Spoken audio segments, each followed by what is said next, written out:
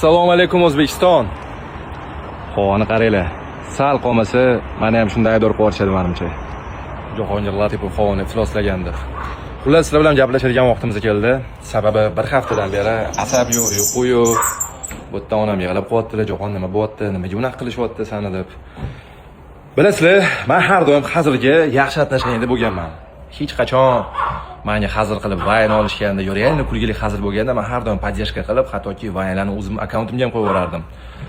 Ustidan endi hazil qilib qo'yishganda, lekin hozirgi bo'layotgan narsa do'stlar, bu hazil emas, bu hujum va bu hujum bir haftadan beri davom etyapti.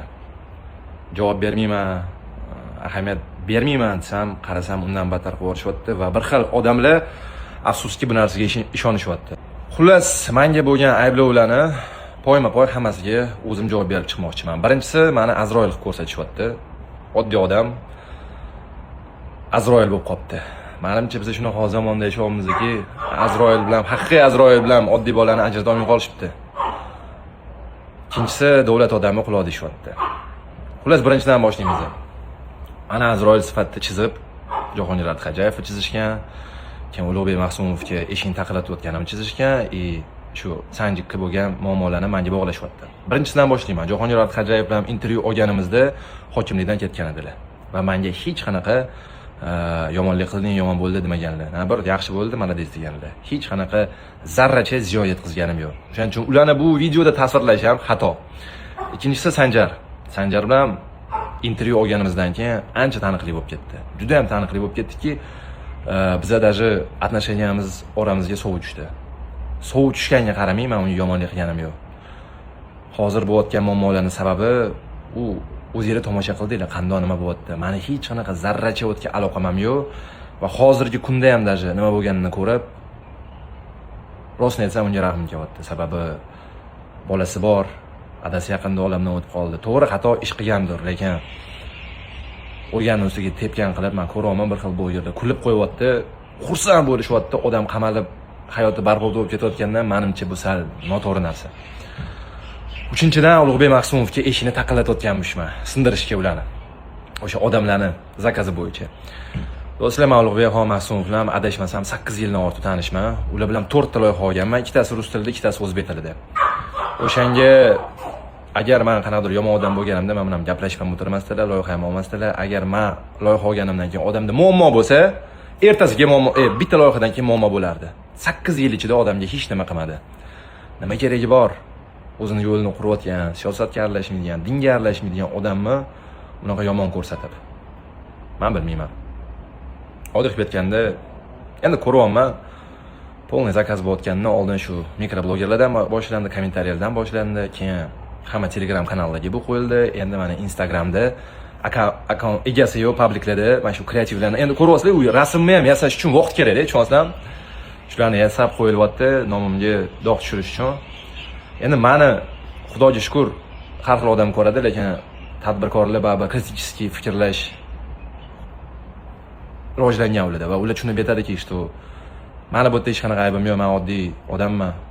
Hamma o'zingizlar aytasizlar, hammasi Xudodan deb. Qanday qilib men oddiy bloger, jurnalist bo'lib turib, birovni hayotiga, o'limiga ta'sir eta olaman? Bu menimcha g'alati fikr. Alamlisi onam siqilyaptilar, mazzalari yo'q. Agar lekin ularga bu narsa bo'lib qolsa, hozirgi qilayotgan men bu hujuminglarni, men sizlarga bu narsani hech qachon kechirmayman. Hech qachon kechirmayman. Umrimni ham tikib olishga tayyorman. Senlar kimligini topib, senlardan qasd qilishga. Sababi это несправедливо. Bu chestli emas bunaqa narsa qilish. Men hech kimga yomonlik qilganim yo'q bu hayotimda. Hech kimga boshidan yurganim yo'q, birovning haqqini yeganim yo'q.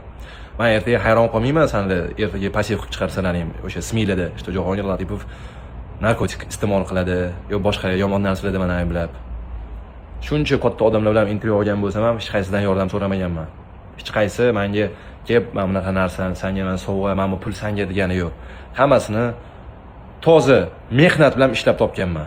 Agar meni orqamda bu odamlar bo'lganda, nima keragi bor edi menda Moskvada yashab, qiynalib, chirib, 6 ta odam bitta xonada yashab, o'qib, yashab yurish. Shundoq ham hammasi chotki bo'lardi. Meni quloqlayotganlar hozir 21-asrda yashaymiz. Asosiy quloq mana qo'limda turibdi telefon. sizlar haqingizda shundoq ham hamma ma'lumotni bilishadi. Nima qilasizlar, qanday pul ishlaysizlar, kimlar og'aynisizlar, qayerda yurasizlar, qayerda ko'pchilisizlar. U uchun Jahongir Latifov kerak emas do'stlar. 21-asrda yashaymiz va hattoki shunda ham quloq bo'lganimda, shuncha odamlar, katta odamlar bilan intervyu qilganman. Bittasi ham meni yaqinlashtirmas, sababi ular ham ahmoq emas, hayot ko'rgan odamlar. Xullas bitta narsani so'rab qolaman. Mashta men intervyu olgan odamlarim bor, obunachilarim ichida tanish odamlarim bor. Og'ir bo'lmasa qo'llab-quvvatlayveringlar. Sababi qattiq mudarris qizishyapti. Rostni aytaman, даже nima qilishni ham bilmay qoldim. Javob bermayman dedim, keyin nimaga javob bermayman dedim. Prinsipi butun hayotim ochuv. Men birovlardan intervyu olishdan tashqari o'zimdan o'zim intervyu olib qo'yaman, uylarimni ko'rsataman, qanday yashashimni ko'rsataman. Prinsipi bekitadigan narsam yo'q. Qanaqa hayotda bo'lsa, shunaqa Instagramda. O'shanga qo'llab-quvvatlayveringlar. Bugun men bu o'rinda bo'lsam, ertaga sizlar bo'lib qolmanglar.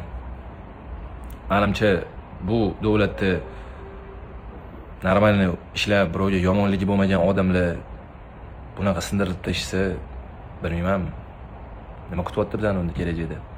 Hammani o'zini fikr bo'lish kerak, kritik mishleniyani rivojlantirish kerak. Sababi kimdir B desa, hamma B deb yuryapti.